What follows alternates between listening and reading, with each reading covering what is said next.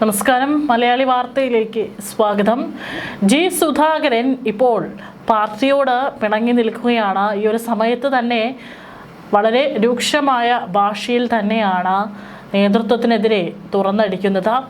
Party ജീവിതത്തിൽ നിന്നും തന്നെ ഇല്ലാതാക്കാൻ ശ്രമിച്ച സമയത്ത് തന്നെ അതിന് പ്രതികാരം ചെയ്യണമെന്ന് മനസ്സിൽ കുറിച്ചിരുന്നുവെന്നാണ് അമ്പലപ്പുഴയിലെ UDF സ്ഥാനാർത്ഥി ജി സുധാകരൻ പറഞ്ഞിരിക്കുന്നത്. അമ്പലപ്പുഴയിൽ തെരഞ്ഞെടുപ്പ് കൺവെൻഷനിൽ സംസാരിക്കുകയായിരുന്നു അദ്ദേഹം. പറഞ്ഞു കേട്ടതുപോലെയല്ല കോൺഗ്രസ്. നല്ല സംസ്കാരവും പക്വതയും ബുദ്ധിയും നിസ്വാർത്ഥമായുള്ള പാർട്ടിയാണ്. ബുദ്ധിശൂന്യതയും അഹങ്കാരവും തെറ്റായ പ്രവർത്തനങ്ങളുമാണ് CPMനുള്ളത്. അവർക്ക് ജനഹൃദയം കീഴടക്കാനാകില്ലെന്നും സുധാകരൻ പറഞ്ഞു. ജാതിമത വ്യത്യാസമില്ലാതെ അമ്പലപ്പുഴക്കാർ തനിക്ക് വോട്ട് ചെയ്യും. അമ്പലപ്പുഴ CPMൽ ചെറുപ്പക്കാർ പോലും നേരെ ചൊവ്വെ വരുന്നില്ല. കഞ്ചാവടിക്കുന്നവർ ചെങ്കൊടിയുമായി നടക്കുന്നു.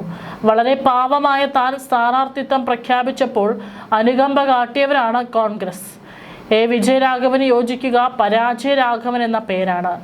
അതായത് അമ്പലപ്പുഴയിൽ തൻ്റെ പര്യടനം അദ്ദേഹം തുടരുകയാണ്. പ്രചാരണ വേളയിലടക്കം തന്നെ തള്ളിപ്പറഞ്ഞ അല്ലെങ്കിൽ തന്നെ പുറത്താക്കിയ പ്രസ്ഥാനത്തിനെതിരെ അതിരൂക്ഷമായിട്ടുള്ള ആയുധങ്ങളാണ് ജി സുധാകരൻ ഉന്നയിക്കുന്നത്. ഇതൊക്കെ തന്നെ അമ്പലപ്പുഴയിൽ തനിക്ക് വോട്ടായി മാറുമോ എന്നുള്ളതാണ് ഇനി കണ്ടറിയേണ്ടത്. ഒപ്പം തന്നെ വിമർശിക്കുന്ന പാർട്ടി നേതാക്കളോട് അവർക്കും അതിനുള്ള മറുപടിയും അദ്ദേഹം നൽകുന്നുണ്ട്. അതിലൊന്നാണ് വിജയരാഘവനെ കുറിച്ച് പറഞ്ഞിട്ടുള്ള ഈ ഒരു പരാജയരാഘവൻ എന്ന പരാമർശം.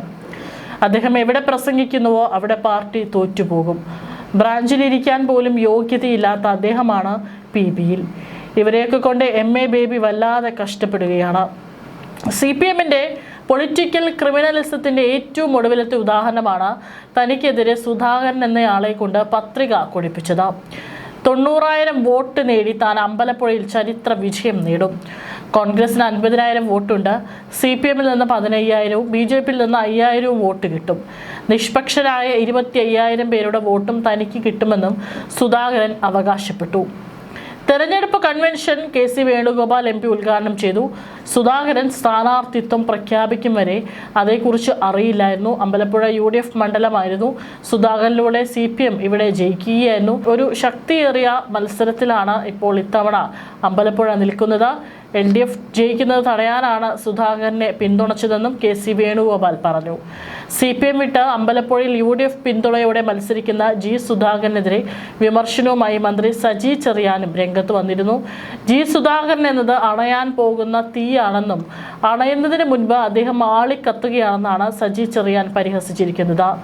പാർട്ടിയെ വഞ്ചിച്ച് പുറത്തു പോകുന്നവർക്കൊപ്പം നിൽക്കുന്ന ശീലം ആലപ്പുഴയിലെ ഒരു സഖാവിനുമില്ലെന്നും അദ്ദേഹം കൂട്ടിച്ചേർത്തു.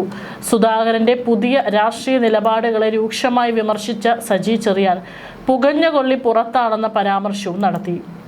ആ തൊപ്പി തലയിൽ വെച്ചതോടെ അദ്ദേഹത്തിന്റെ രാഷ്ട്രീയമെല്ലാം അവസാനിച്ചു. അമ്പലപ്പുഴയിൽ LDF മികച്ച വിജയം നേടും. സുധാകരന്റെ രാഷ്ട്രീയ വഞ്ചനയ്ക്കുള്ള മറുപടിയായിരിക്കും അവിടുത്തെ തിരഞ്ഞെടുപ്പ് ഫലമെന്നും സജി ചെറിയാൻ പറഞ്ഞു. ജി സുധാകരനെതിരെ മുഖ്യമന്ത്രി നടത്തിയ ചെറ്റത്തരം എന്ന പരാമർശത്തെ സജി ചെറിയാൻ പൂർണ്ണമായും ന്യായീകരിച്ചു. മുഖ്യമന്ത്രി ആ വാക്കുപയോഗിച്ചത് അങ്ങേയറ്റം വേദനയോടെയാണെന്നും അദ്ദേഹം പറഞ്ഞു. പിണറായി വിജയൻ ഏറ്റവും കൂടുതൽ സ്നേഹിക്കുകയും വിശ്വസിക്കുകയും ചെയ്ത വ്യക്തിയായിരുന്നു സുധാകരൻ. അദ്ദേഹത്തെ 2 തവണ മന്ത്രിയാക്കിയതും പ്രധാനപ്പെട്ട വകുപ്പുകൾ നൽകിയതും മുഖ്യമന്ത്രിയുടെ താൽപര്യ പ്രകാരമായിരുന്നു. ആ സ്നേഹം ചതിക്കപ്പെട്ടപ്പോഴാണ് മുഖ്യമന്ത്രി അത്തരമൊരു വാക്ക് ഉപയോഗിച്ചത്.